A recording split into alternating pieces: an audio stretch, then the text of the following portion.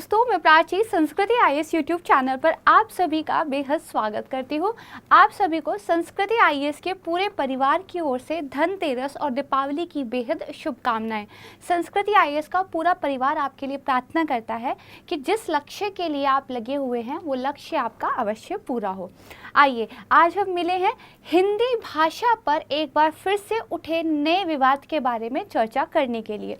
दरअसल हुआ ये है कि गृह मंत्री अमित शाह की अध्यक्षता में एक समिति ने कुछ रिपोर्ट्स, कुछ सिफारिशें जो है राष्ट्रपति जी को सौंपी है, जिनके ऊपर दक्षिण भारत के कुछ राज्य सरकारों के द्वारा, जैसे कि तमिलनाडु और केरल के द्वारा आपत्ति जताई गई है। आइए जानते हैं पूरा मुद्दा क्या है और साथ ही समझेंगे कि राजभाषा समिति क्या होती है और ये किस प्रकार से काम करती है। शुरुआत करते हैं समाचार पत्रों के साथ से। यहाँ पे देखिए, जो पार्लियामेंट्री पैनल है उसने रिपोर्ट किया है कि जो हिंदी है, ठीक है, उसको नॉन हिंदी स्पीकिंग स्टेट पर इम्पोज ना किया जाए। ठीक है, यहाँ पे आप देखेंगे कि उन्होंने बताया था, जो रिपोर्ट है पार्लियामेंट्री कमेटी की ऑफिशियल लैंग्वेज पर, ठीक है, उन्होंने बेसिकली जब से ये एक रिपोर्ट आई है, एक फियर जो है कुछ राज्य सरकारों को महसूस हो रहा है कि शायद जो नॉन हिंदी स्टेट है वहाँ पर हिंदी को थोपने की जो है आप कह सकते हैं एक तैयारी की जा रही है। हालांकि समिति के सदस्यों के द्वारा और स्वयं गृह मंत्री के द्वारा इस बात का खंडन किया गया है।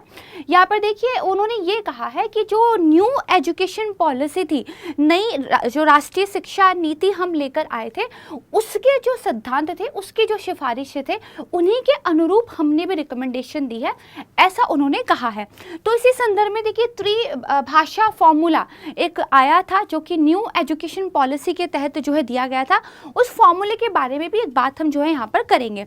उसके बाद देखिए, democracy is a mosaic of language, ये आर्टिकल आया था 20 अक्टूबर को, और इस आर्टिकल में बेसिकली ये बताया था कि हिस्ट्री हमें ये बताती है, यानी कि इतिहास हमें इस बात की सलाह देता है कि भाषा को लेकर, लैंग्वेज को लेकर अगर हम कोई भी डिसीजन लेते हैं तो बेसिकली उसको लिंग्विस्टिक फेडरलिज्म, यानी कि जो एक भाषाई संघवाद है, उसको ध्यान में रखे बिना नहीं लिया जाना चाहिए। क्योंकि भारत के अगर स्वतंत्रता के बाद के इतिहास को देखें या उससे पहले भी, तो भाषा को लेकर बहुत ज़्यादा समस्याएं इस देश ने फेस की है और बहुत सारी राजनीति जो है भाषा पर ही निर्भर भी है। तो यहाँ पर इसलिए बताया गया है कि जो कॉन्फ्लिक्ट होते हैं लैंग्वेज के नाम पर, वो सिर्फ ऐसा नहीं है कि भारत में ही होते हैं, वो वर्ल्ड वाइड होते हैं। लेकिन इंडिया में थोड़ा सा उत्तर बनाम दक्षिण का जो मुद्दा हो जाता है, हिंदी बनाम जो गैर हिंदी भाषी क्षेत्र हैं, वो थोड़ा सा कई बार क्या होता है, एक एग्रेसिव रुख ले लेता है, कई बार चीज़ें संभालनी मुश्किल हो जाती हैं। यहाँ पे देखिए, 21 अक्टूबर का एक आर्टिकल आया था, the importance of understanding many tongues, यानी कि इस आर्टिकल में इस बारे में बात की गई थी कि कितना अच्छा हो यदि एक व्यक्ति 4 से 5 भाषाओं या बोलियों को समझता हो। और खासकर रिपोर्टर्स के बारे में इसमें बताया गया था कि अगर वो 4 से 5 भाषाओं को समझते होंगे तो उनके लिए रिपोर्टिंग करना आसान हो जाएगा। इस आर्टिकल में भी जो इस समिति के द्वारा की गई सिफारिशें थी, उन पर बात की गई थी। इसमें ये कहा गया था कि आप कह रहे हैं जो हिंदी भाषी क्षेत्र है, वहाँ के जो IIT IIMs वगैरह है, वहाँ पर हिंदी में जो है पढ़ाई को बढ़ावा दिया जाए। तो आर्टिकल एक मुद्दा उठाता है जो कि काफ़ी जेन्युइन भी था कि ये कैसे डिसाइड होगा कि कौन हिंदी भाषी क्षेत्र है। क्योंकि अगर सिर्फ नॉर्थ पट्टी की भी हम बात करें, जिसमें यूपी, बिहार, ये वाला इलाका आता है, तो यहाँ पर भी हिंदी के अंदर भी आपको बहुत सारे वर्जन्स देखने को मिल जाते हैं। और अभी मुद्दा यहाँ पे हिंदी बनाम भोजपुरी या भोजपुरी बनाम मैथिली का तो हो भी नहीं रहा है। हम सिर्फ हिंदी की ही अगर बात करें तो हिंदी में ही थोड़ा सा ही एरिया चेंज होने पर बातचीत करने का तरीका, हिंदी के अंदर शब्दों का तरीका, सिंटैक्स का तरीका बदल जाता है। तो ये कैसे डिसाइड होगा कि कौन से एरिया जो है हिंदी भाषी क्षेत्र के तहत आते हैं और कौन से नहीं आते हैं? क्योंकि India as a linguistic diversity वाला कंट्री थोड़ा सा मुश्किल हो जाता है जब भाषा को लेकर किसी चीज़ को निर्धारित हमें करना हो। तो ये एक आर्टिकल था। इसके बाद देखिए, यहाँ पे यह आया था कि जो लैंग्वेज पैनल रिकमेंडेशन है और उसके बाद जो हिंदी ओन पोजीशन रो हुई है, तो जो तमिलनाडु के सीएम है, जो केरल के सीएम है, उन्होंने बाकायदा नाराजगी अपनी जताई है और उन्होंने कहा है कि हिंदी को किसी भी प्रकार से हमारे ऊपर अगर थोपा जाएगा तो इसके जो रिपरकशंस होंगे वो ठीक नहीं होंगे। बल्कि तमिलनाडु की अगर असेंबली की बात की जाए तो वो तो एक रेजोल्यूशन भी लेकर आए हैं इसके ऊपर।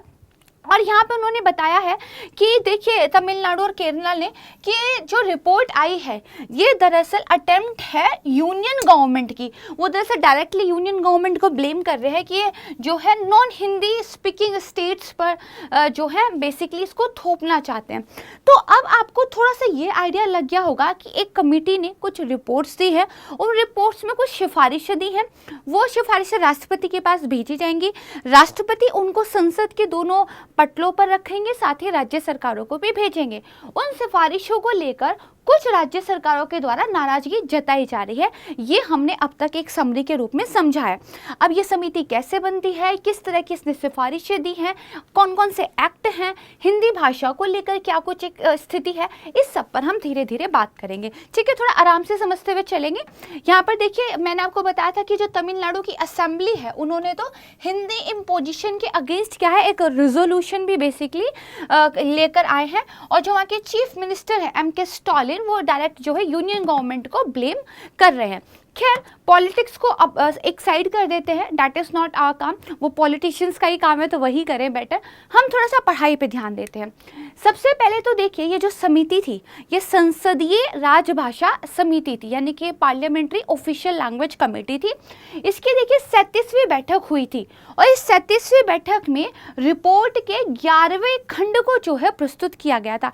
टाइम टू टाइम ये अपनी रिपोर्ट्स जो है देती रहती है और उसी हिसाब से उसको खंड 1, 2, 3 ऐसे मानते रहते हैं। अभी 11वां खंड इन्होंने जो है प्रस्तुत किया था। ये जो समिति है इसके सारे सदस्यों की सर्वसम्मति से ये माना गया कि अब ये जो 11वां खंड है इसको राष्ट्रपति के पास मंजूरी के लिए हम भेज देते हैं। ये जो हमारी संसदीय राजभाषा समिति होती है इसके जो अध्यक्ष होते हैं वो होम मिनिस्टर होते हैं। अभी कौन है तो अमित शाह जो है गृह मंत्री अमित शाह राजभाषा समिति के अध्यक्ष भी है। आप यहाँ पे देखेंगे कि जो संसदीय राजभाषा समिति है यानी कि committee of parliament on official language है, ये राजभाषा विभाग गृह मंत्रालय यानी कि department of official language ministry of home affair के अंदर आता है, राइट। तो कई बार क्या होता है ना स्टूडेंट्स की कंफ्यूजन हो जाता है कि शायद ये एजुकेशन डिपार्टमेंट के अंदर आता हो या ह्यूमन रिसोर्स मिनिस्ट्री के अंदर आता हो, बट ध्यान रखिएगा ये हमारा मिनिस्ट्री ऑफ होम अफेयर्स के तहत आता है। ठीक है, तो अब देखिए ये जो रिपोर्ट का 11वां खंड था इसी पर दक्षिण राज्यों की कुछ नाराजगी वाली प्रतिक्रियाएं जो है सामने आई हैं। थोड़ा सा बात करते हैं हिंदी के बारे में। तो अगर ऑफिशियल डाटा की बात की जाए तो 2011 की जनगणना का डाटा हमारे पास है, उसके बाद अभी इस तरह का सेंसस आया नहीं है। तो 2011 की भाषा जनगणना के अनुसार भारत में देखिए 121 मातृभाषाएं हैं। हम जो अपनी मदर टंग बोलते हैं वो 121 है, ऐसा 2011 की जनगणना कहती है। We are really a linguistically diverse country. यहाँ पर देखिए इसमें से भी जो 8 करोड़ लोग थे जो लगभग आबादी का 43.6% बनाते हैं, उन्होंने कहा कि हमारी जो मातृभाषा है वो हिंदी है। ठीक है, और आबादी के लगभग 11% लोगों ने कहा कि मातृभाषा तो नहीं है बट हिंदी को हम अपनी दूसरी भाषा के रूप में प्रयोग करते हैं। तो 43 और 11 को अगर आप जोड़ दें तो ये मोर देन 50% का जो एक आंकड़ा बैठता है, ये जनसंख्या कहीं ना कहीं हिंदी का प्रयोग जो है अच्छा खासा करती है। इसी को देखिए यहाँ पे मैंने द ट्रिब्यून का एक बहुत पुराना न्यूज़पेपर दिखाया गया है जिसमें बताया गया है कि जो कैबिनेट है उसने अप्रूव कर दिया है बिल ताकि कश्मीरी, डोंगरी और हिंदी को official language in Jammu Kashmir जो है घोषित कर दिया जाए। ये मैंने आपको क्यों दिखाया है कि देखिए किसी राज्य की ऑफिशियल लैंग्वेज मोर देन 1 भी हो सकती है। ठीक है, मान लीजिए कि जैसे जम्मू कश्मीरी है, कश्मीरी वहाँ की भाषा है, डोंगरी भी वहाँ पे बोली जाती है और हिंदी भी क्योंकि वहाँ पे बोली जाती है, तो 3 भाषाओं को वहाँ की ऑफिशियल लैंग्वेज घोषित कर दिया। राज्य सरकार जो भी अपने प्रशासनिक कामकाज करती है वो अपनी ऑफिशियल लैंग्वेज में कर सकती है, ऐसा उनको अधिकार है। इंग्लिश का भी साइमल्टेनियसली यूज़ होता है हमारे देश में, तो एक राज्य की 1 से अधिक राजभाषा भी हो सकती है। ये मैं आपको थोड़ा सा समझाना चाह रही थी। ठीक बात है, तो हिंदी के बारे में हमने देखा कि मोर देन 50% आबादी ऐसी है जो हिंदी का ठीक ठाक प्रयोग करती है, उसमें से लगभग 43% लोग ऐसे हैं जो हिंदी को अपनी मातृभाषा मानते हैं। अब आ जाते हैं ये जो पैनल था इसकी सिफारिशें क्या रही थी। तो देखिए इन्होंने कहा था जो हिंदी भाषी राज्य हैं, पहले तो वर्ड पे ध्यान दीजिएगा, उन्होंने कहा जो हिंदी स्पीकिंग स्टेट्स हैं उनके लिए हम ऐसा कह रहे हैं, बाकियों के लिए नहीं। उन्होंने कहा जो IIT IIM और जो केंद्रीय विश्वविद्यालय हैं उनमें अगर शिक्षा का माध्यम हिंदी रहे तो ज़्यादा बेहतर है, क्योंकि ये देखिए साइंटिफिकली प्रूव हो चुका है कि अगर आप अपनी मातृभाषा में शिक्षा प्राप्त करते हैं तो ज़्यादा बेहतर ज्ञान प्राप्त करते हैं, आपका जो माइंड है वो मोर जो है एक्टिव होकर उसमें पार्टिसिपेट करता है। अच्छा, फिर इन्होंने बोला जो प्रशासन में आप कम्युनिकेशन करते हैं, जो संचार होता है, उसमें भी जो इस्तेमाल हो भाषा वो हिंदी हो, और पाठ्यक्रम में हिंदी को पढ़ाने का प्रयास किया जाना चाहिए, ताकि ऐसे जो है आपके पास नागरिक आए और आपके पास जो काम करने वाले लोग हों ऐसे हों जिनको हिंदी का अच्छा खासा ज्ञान हो, तभी जो है आप हिंदी को बढ़ावा दे पाएंगे। तीसरा इन्होंने ये बोला है अन्य राज्यों में जो हाई कोर्ट्स हैं, ठीक है, यानी कि वहाँ जहाँ कार्रवाई या तो अंग्रेजी में की जाती है या फिर क्षेत्रीय भाषा में की जाती है, वो देखिए हिंदी में अपना अनुवाद उपलब्ध करा सकते हैं, ऐसा सिफारिश की गई है, क्योंकि हाई कोर्ट्स के जो फैसले होते हैं उनको दूसरे कोर्ट की जजमेंट में भी कई बार साइट किया जाता है। ठीक है, कई बार मान लीजिए मद्रास हाई कोर्ट ने कोई फैसला दिया तो दिल्ली हाई कोर्ट के फैसले को भी साइट वहाँ पर करते हैं।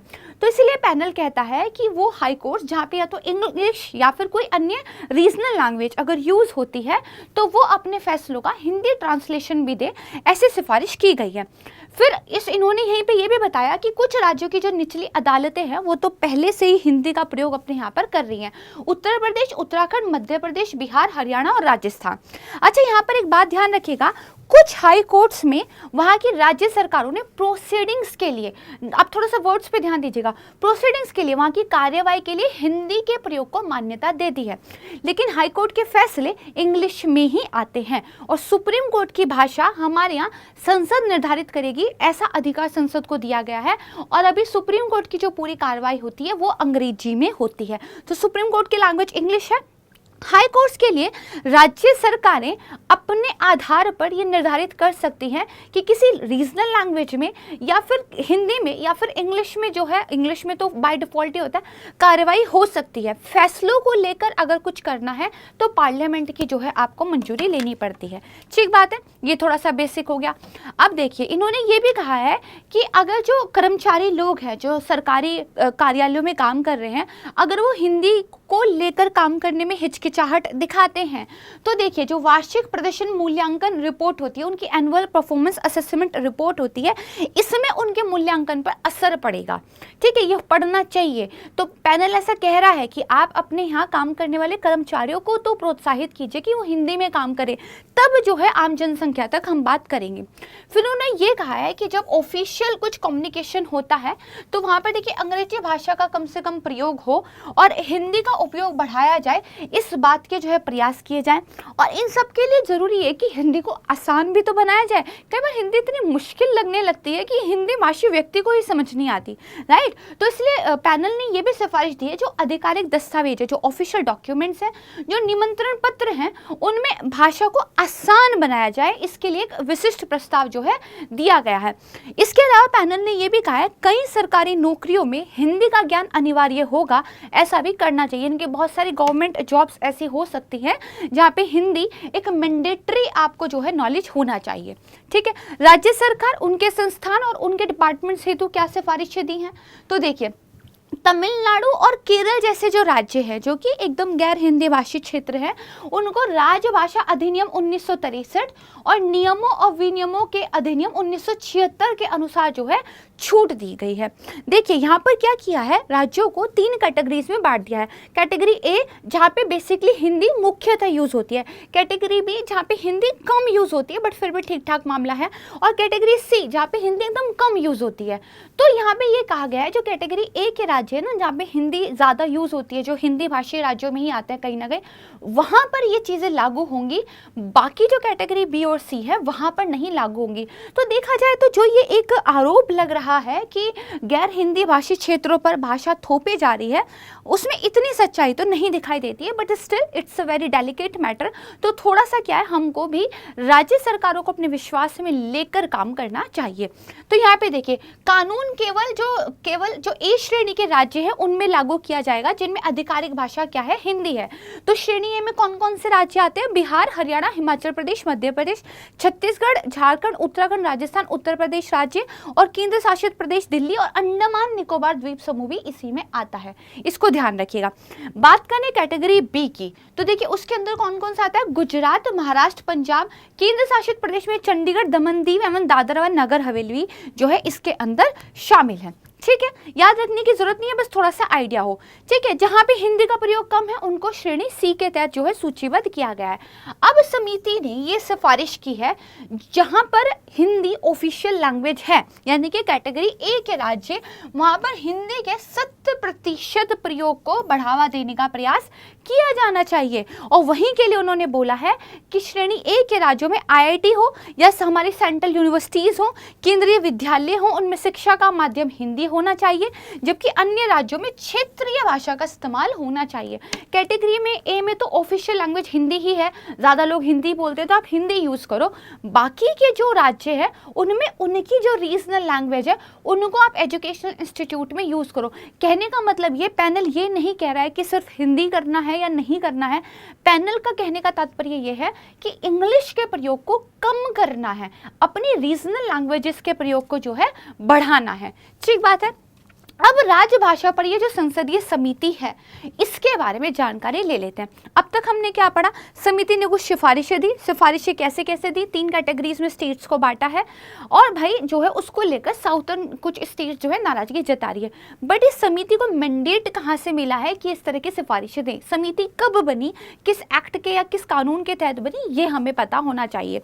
अब हम बात करते हैं राजभाषा पर संसदीय समिति का गठन हो गया था 1976 में और ये दरअसल एक कानून के तहत हुआ था और ये था राजभाषा अधिनियम 1963 के तहत। इसकी जो धारा 4 है, राजभाषा अधिनियम 1963 की जो धारा 4 है, ये बेसिकली एक समिति के गठन का प्रावधान करती है, इसीलिए 1976 में आपने इस कमेटी को जो है बनाया था। देखिए संविधान का जो अनुच्छेद 351 है वो दरअसल ये अनिवार्य करता है कि आपको हिंदी का सक्रिय प्रचार प्रसार करना है, हिंदी के उपयोग की समीक्षा करनी है और इस काम के लिए जो है इस तरह की समिति के गठन का जो है फिर किया गया था।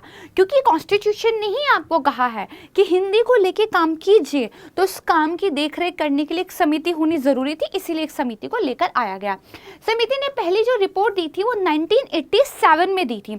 समिति का जो गठन और इसकी जो अध्यक्षता है वो केंद्रीय गृह मंत्री के द्वारा होती है, जैसा कि मैंने आपको बताया। और देखिए 1963 के जो अधिनियम के प्रावधान थे उनके अनुसार समिति में टोटल 30 मेंबर होते हैं, 20 जो है लोकसभा से लिए जाते हैं और 10 जो है राज्यसभा से लिए जाते हैं। पॉलिटी में काफ़ी डिटेल में दिया हुआ है, अपने नोट्स से या सर आपको क्लास में पढ़ाएंगे, काफ़ी चीज़ें आपको समझ में आ जाएगी। ठीक बात है। यहाँ पे देखिए संसदीय राजभाषा समिति के बारे में बताया हुआ है कि राजभाषा अधिनियम 1963 के तहत 1976 में इसका गठन किया गया था। एक उच्च अधिकार प्राप्त ये समिति है, 30 सदस्य, 20 लोकसभा से, 10 राज्यसभा से, गृह मंत्री इसके अध्यक्ष होते हैं। इसको 3 उप समितियों में विभाजित किया गया है। ये देखिए मैं इस ऑफिशियल लैंग्वेज वाली जो ये वेबसाइट थी वहीं से इसको लेकर आई हूँ। 3 जो है उप समितियों में इसको विभाजित किया गया है और बेसिकली चाहे उच्च न्यायालयों के मुख्य न्यायाधीश हो, राज्यों के मुख्यमंत्री हो, राज्यपाल हो, सबसे जो है मौखिक साक्ष्य ले चुके हैं, मतलब उनसे बातचीत करती है। अब तक 10 खंड जो है राष्ट्रपति जी को दिए जा चुके हैं, उसमें से 9 खंड की सिफारिशों पर राष्ट्रपति जी आदेश भी दे चुके हैं। इसका जो काम है, इसका जो मुख्य उद्देश्य है, सरकार के कामकाज में राजभाषा हिंदी के प्रयोग की प्रगति की समीक्षा करना है। जितना ज़्यादा आप हिंदी का प्रयोग कर रहे हैं उसकी समीक्षा करना एंड उसको और बढ़ाने के लिए रिकमेंडेशन देना, ये इसका मुख्य काम है। ठीक है, 10 रिपोर्ट जो 9 खंडों में जो सिफारिशें दी थी वो राष्ट्रपति जी के आदेश उन पर हो गया है। उस अब जो है हम 11वीं को लेकर बात कर रहे हैं। ठीक बात है। चलिए तो देखिए अन्य जो संसदीय पैनल होते हैं वो संसद को अपनी रिपोर्ट प्रस्तुत करते हैं। अगर पार्लियामेंट्री कोई पैनल बनता है तो पार्लियामेंट को अपनी रिपोर्ट देता है, ये एक रूल है। लेकिन ये जो पैनल है ऑफिशियल लैंग्वेज वाला, ये अपनी रिपोर्ट राष्ट्रपति को सौंपता है, ऐसा ही मैंडेट है इसका।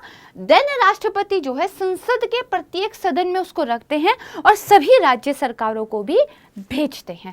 ठीक बात है, ये ब्रिटिश के लिए थोड़ा सा इंपॉर्टेंट हो जाता है। अब मैंने आपको बताया था कि गृह मंत्री ने ये कहा है कि हम जो बेसिकली इस सिफारिशों को लागू कराने की बात कर रहे हैं, ये न्यू एजुकेशन पॉलिसी के समरूप है। न्यू एजुकेशन पॉलिसी में त्रिभाषा फॉर्मूला दिया गया था जो कि काफ़ी अच्छा माना गया था। वो फॉर्मूला क्या है, थोड़ा सा ये भी जान लेते हैं। देखिए, त्रिभाषा फॉर्मूला बेसिकली कोठारी आयोग 1968 से इसकी सोर्स जो है हमें मिलती है, और फिर जो न्यू एजुकेशन पॉलिसी है उसमें भी इसको रीइंफोर्स किया गया है। ये कहता है कि जो पहली भाषा हो या तो आपकी मातृभाषा हो या कोई रीजनल लैंग्वेज हो।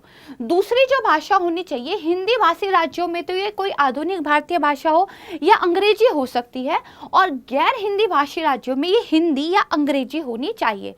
तीसरी भाषा ये कहता है हिंदी भाषी राज्यों में अंग्रेजी या आधुनिक भारतीय भाषा हो, और गैर हिंदी भाषी राज्य में अंग्रेजी या आधुनिक भारतीय भाषा होगी। यानी कि ये कहता है प्राइमरी लैंग्वेज तो ये रखिए, उसके बाद सेकेंडरी लैंग्वेज एंड जो आपकी थर्ड लैंग्वेज होगी वो इस तरीके से होनी चाहिए।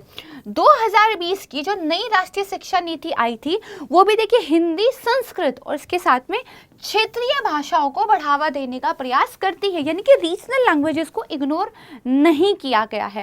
ठीक है, न्यू एजुकेशन पॉलिसी ये मानती है कि कक्षा 5 से लेके कक्षा 8 तक की जो पढ़ाई है या तो वो आपकी मातृभाषा में होनी चाहिए या क्षेत्रीय भाषा में होनी चाहिए, तभी बच्चे के दिमाग का सही विकास होता है। तो बेसिकली न्यू एजुकेशन पॉलिसी की बात हो या फिर कोठारी आयोग ने कहा हो या त्रिभाषा फॉर्मूले की बात हो, सबने ही हिंदी के साथ साथ जो रीजनल लैंग्वेजेस हैं उनको भी पर्याप्त सम्मान दिया है, उनको भी पर्याप्त रूप से प्रमोट करने के लिए बात कही है। अब बात करते हैं संविधान हिंदी को लेकर क्या कहता है। तो एक तो हमने देखा था, अब हम फिर से देखते हैं। तो देखिए, जो हमारी 8वीं अनुसूची है उसमें 22 आधिकारिक भाषाएं हैं। हमारे राष्ट्रभाषा कोई नहीं है, national language we don't have, but official language राजभाषा हमारे यहाँ है, और वो भी कोई एक नहीं है, वो भी कितनी है हमारे यहाँ 22 आधिकारिक भाषाएं ऑफिशियल लैंग्वेजेस हैं। ठीक है, अनुच्छेद 351 ये कहता है कि हिंदी भाषा को विकसित करने के लिए इसका प्रसार का प्रावधान करना चाहिए, ताकि भारत की जो मिश्रित संस्कृति है वो बेसिकली उसको अभिव्यक्त करने के लिए काम करे। यानी कि हिंदी को आप इस तरीके से डेवलप करो कि हमारा जो एक मिश्रित संस्कृति वाला ये कल्चर है इसको अभिव्यक्त किया जा सके उसके माध्यम से। इसीलिए टाइम टू टाइम हिंदी में इम्प्रूवमेंट्स करने की बात भी करता है। अनुच्छेद 348 की धारा 2 ये कहती है कि अनुच्छेद 348(1) के प्रावधानों के बावजूद किसी राज्य का राज्यपाल राष्ट्रपति से पहले से सहमति लेकर उच्च न्यायालय की कार्रवाई में, देखिए यहाँ पे क्या लिखा है, कार्रवाई वर्ड है, कार्रवाई में हिंदी या किसी भी आधिकारिक उद्देश्य के लिए इस्तेमाल की जाने वाली अन्य भाषा के उपयोग को अधिकृत कर सकता है। मैंने क्या बताया, हाई कोर्ट्स की कार्रवाई के लिए कोई रीजनल लैंग्वेजेस आप यूज कर सकते हैं। इसके लिए राज्य के राज्यपाल को राष्ट्रपति की पूर्व सहमति लेनी होगी। ठीक बात है, इतना आप समझ गए। तो this is all about the Hindi language. Polity में बहुत इंटरेस्टिंग ये टॉपिक है, और इसको थोड़ा सा वहाँ से आप जब सर आपकी क्लास में पढ़ाएंगे तो और बेहतर तरीके से पढ़ेंगे। फिलहाल क्या मुद्दा है हिंदी भाषा को लेकर, तो इस तरह का बनता है, ये आपको समझ में आ गया होगा। नेशनल एजुकेशन पॉलिसी जो है न्यू वाली, इसको प्लीज़ अच्छे से प्रिपेयर कीजिएगा, एग्जाम के लिए इंपॉर्टेंट है, कभी भी पूछा जा सकता है। बाकी इस तरह के जो अनुच्छेद होते हैं, समिति के जो मैंडेट वगैरह होते हैं, प्रीलिम्स में जो है स्टेटमेंट के रूप में पूछे जाते हैं, तो इनको थोड़ा सा ध्यान रखिएगा। आप सभी को संस्कृति IAS परिवार की ओर से एक बार फिर से दीपावली की बेहद शुभकामनाएं। नमस्कार, धन्यवाद, जय हिंद।